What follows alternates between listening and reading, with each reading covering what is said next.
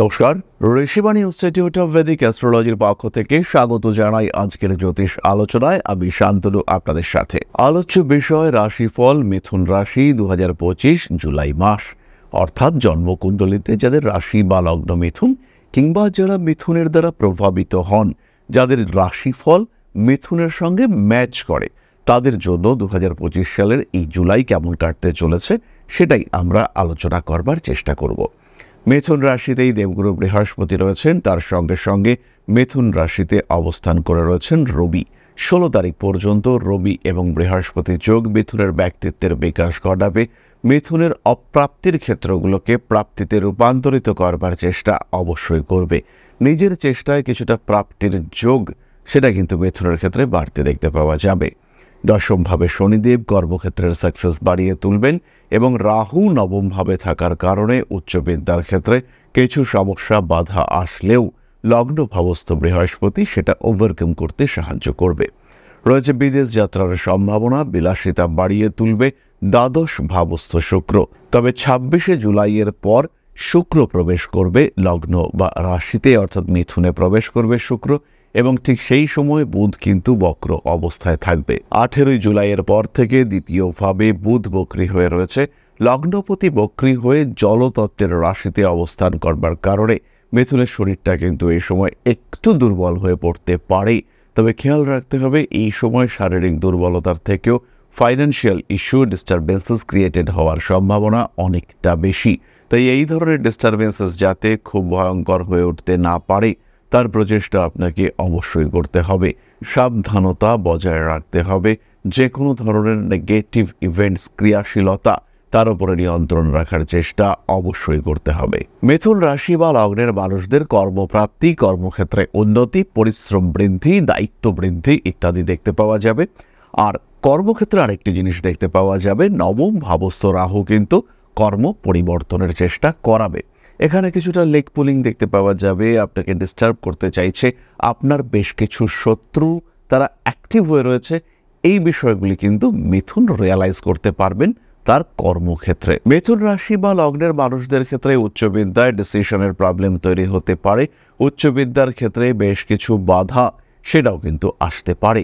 মিথুনকে চেষ্টা করতে হবে সক্রিয় থাকবার এবং এই বাধাগুলিকে পরিশ্রমের সাহায্যে, নিজের তীক্ষ্ণ বুদ্ধির সাহায্যে ওভারকাম করবার। চলে আসবো আমরা সাধারণ আলোচনার ক্ষেত্রে। শরীর স্বাস্থ্যের অবস্থা যথেষ্টই ভালো, তবে যাদের লিভার সংক্রান্ত সমস্যা রয়েছে, যাদের ব্রিদিং প্রবলেম রয়েছে, কিংবা যাদের শিরদাঁড়া, কোমর ইত্যাদিতে ব্যথার প্রবণতা রয়েছে, তাদের কিন্তু শারীরিক সমস্যা বাড়তে দেখতে পাওয়া যাবে। তারা কিন্তু ভুগবেন। স্পেশালি 10 তারিখ থেকে 17 তারিখ পর্যন্ত সময় শারীরিক কারণে মিথুন যথেষ্ট কষ্টপ্রাপ্ত হতে পারেন।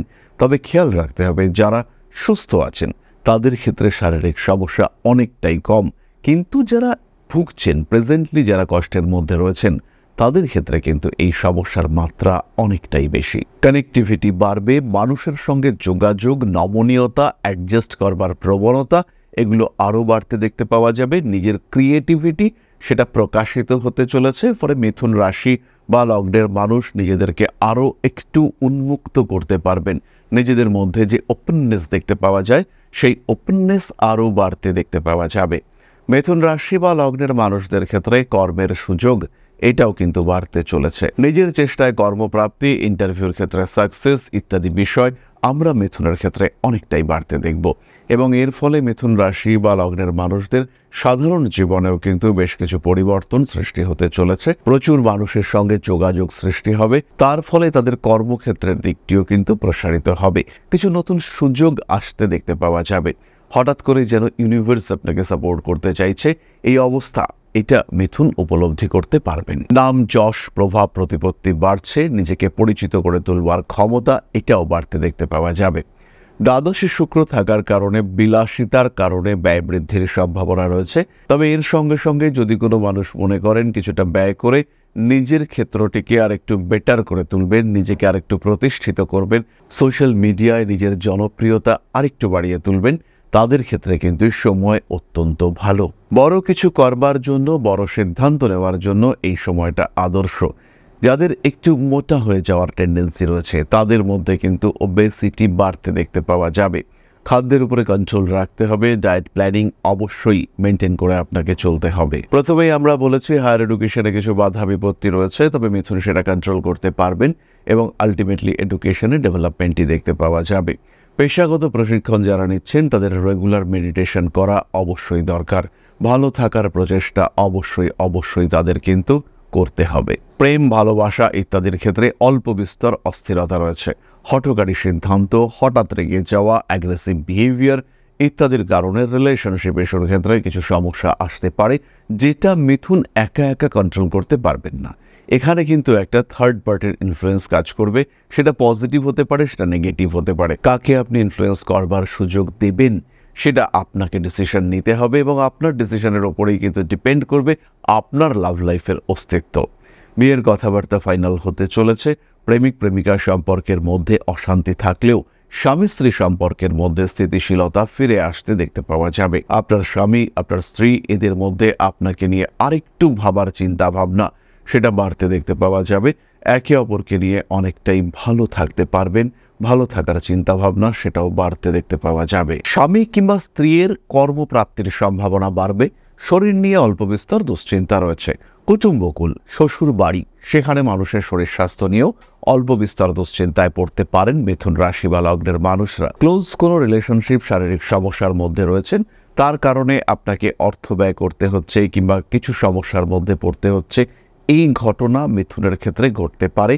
এই দিকে মিথুনকে যথেষ্ট সচেতন হতে হবে। নতুন কোনো ব্যবসার পরিকল্পনা করা যেতে পারে এবং ইনফ্যাক্ট পার্টনারশিপ বিজনেস সেটাও কিন্তু মিথুন শুরু করতে পারেন। মিথুন রাশি বা লগ্নের মানুষ তাদের নতুন পার্টনারশিপ, নতুন বন্ধুর সঙ্গে অ্যাটাচমেন্ট, কোনো ফাইন্যান্সারের কাছ থেকে সাহায্য নিয়ে ব্যবসা শুরু করবার সম্ভাবনা এগুলো কিন্তু অনেকটাই বাড়তে দেখতে পাওয়া যাবে। যে পরিকল্পনা আপনি দীর্ঘদিন ধরে করে চলেছেন সেটাকে বাস্তবায়িত করবার সুযোগ সেটা কিন্তু মিথুনের সামনে আসতে চলেছে এবং যখন সেটা আসবে মিথুনের সাকসেস রেট এটা কিন্তু অনেক বাড়তে দেখতে পাওয়া যাবে। পার্টনারশিপ বিজনেসে যেমন ইমপ্রুভমেন্ট রয়েছে ঠিক তেমনভাবেই ট্রেডিংয়ের ক্ষেত্রেও কিন্তু মিথুন এই সময় ডেভেলপ করতে পারবেন। তবে হঠকারিতা অ্যাভয়েড করতে হবে। অপরের ভরসায় ট্রেডিং করা সেটা বিপজ্জনক হতে পারে। পঞ্চম ভাবের উপর রাহুর দৃষ্টি, বৃহস্পতির দৃষ্টি রয়েছে এবং পঞ্চমপতি সক্ষেত্রী হলেও দ্বাদশে রয়েছেন। বড় ইনভেস্টমেন্ট না করে ছোট ছোট ইনভেস্টমেন্ট করা যায়। ফরেক্সের যারা কাজ করছেন তাদের ক্ষেত্রেও ইমপ্রুভমেন্টের সম্ভাবনা অনেকটাই বেশি, কিংবা যারা ক্রিপ্টোকারেন্সি, বিটকয়েন্স ইত্যাদিতে ইনভেস্ট করেছেন তাদের ক্ষেত্রেও কিন্তু ইমপ্রুভমেন্টের সংযোগ রয়েছে। এরপরে মিথুন রাশি বা লগ্নের মানুষদের একটি বিশেষ বিষয়ে সতর্ক থাকতে হবে, সেটি হলো গুপ্ত শত্রুতা। তৃতীয়ভাবে মঙ্গল এবং কেতু, তৃতীয়ভাবে মঙ্গল এবং কেতু সর্পদংশনকে নির্দেশ করে।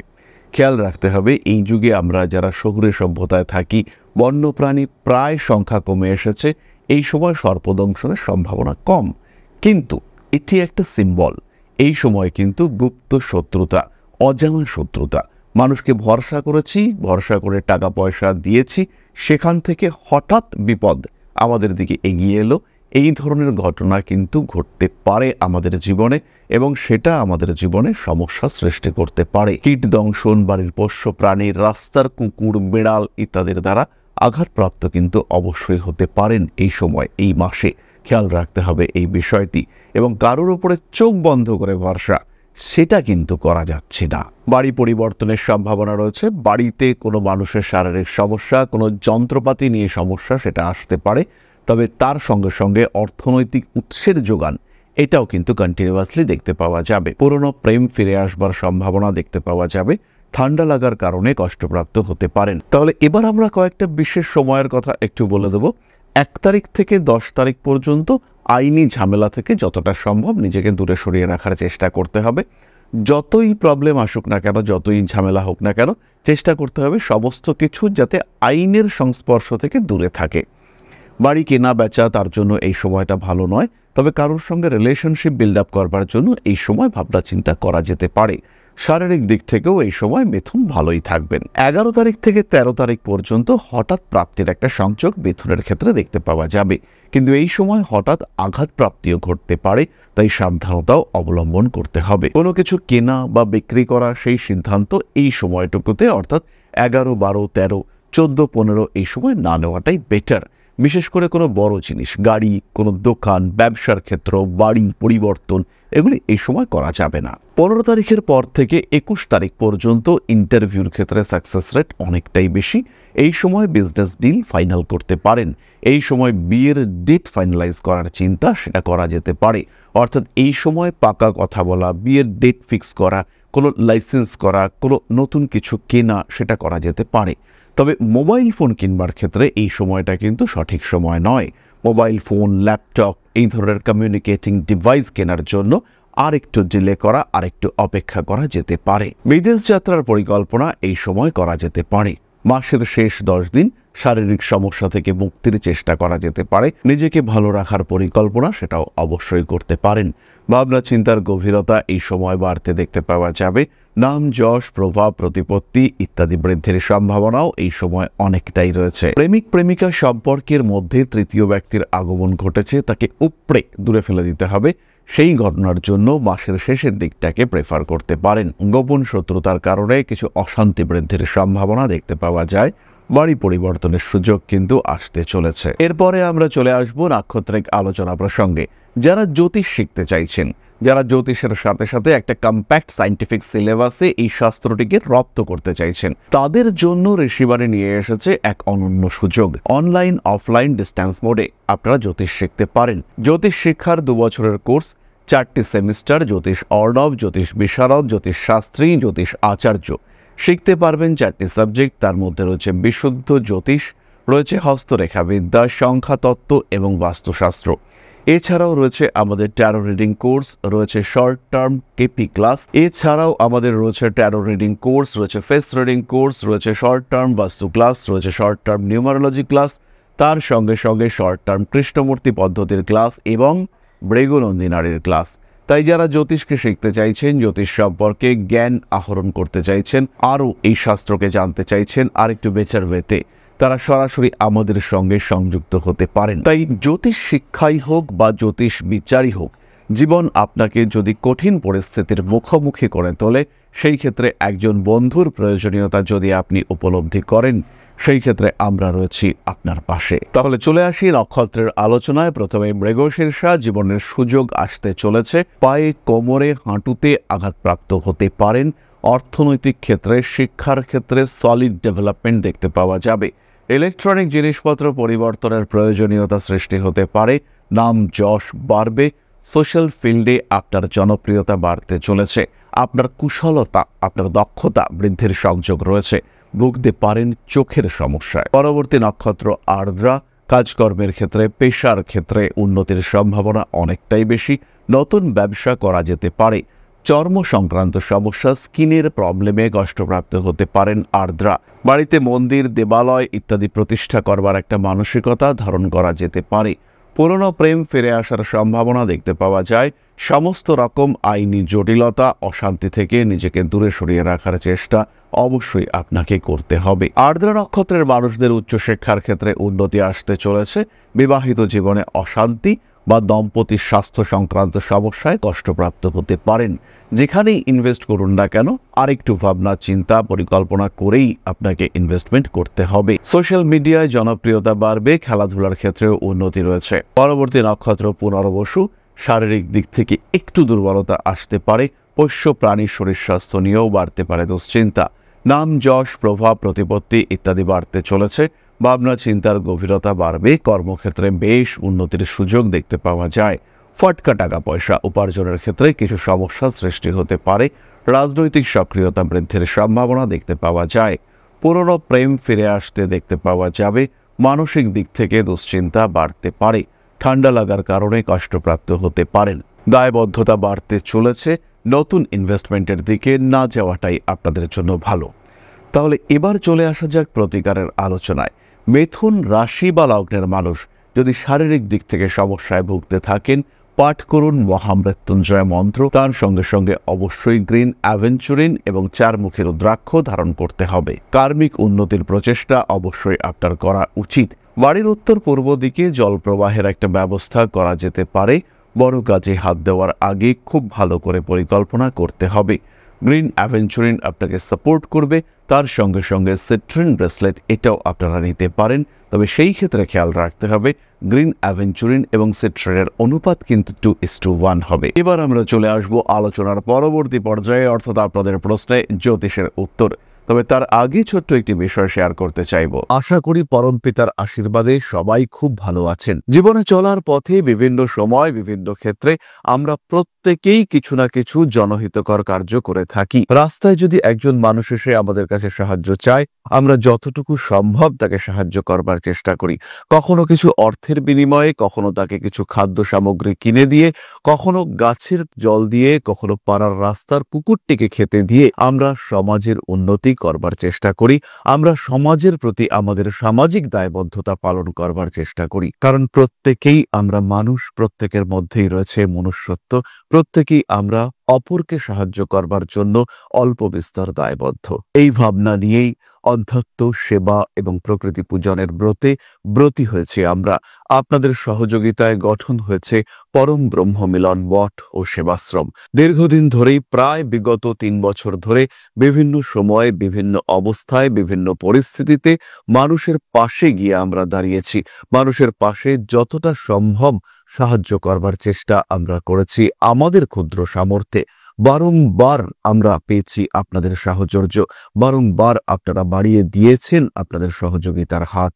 তাই আরও একবার আপনাদের সামনে আজ আমি আবার এসেছি পরবর্তী কর্মসূচিকে বাস্তবায়িত করবার জন্য। বিগত দিনগুলিতে বিভিন্ন সময়ে আমরা বিভিন্ন ক্ষেত্রে ডোনেশন কর্মসূচি করেছি।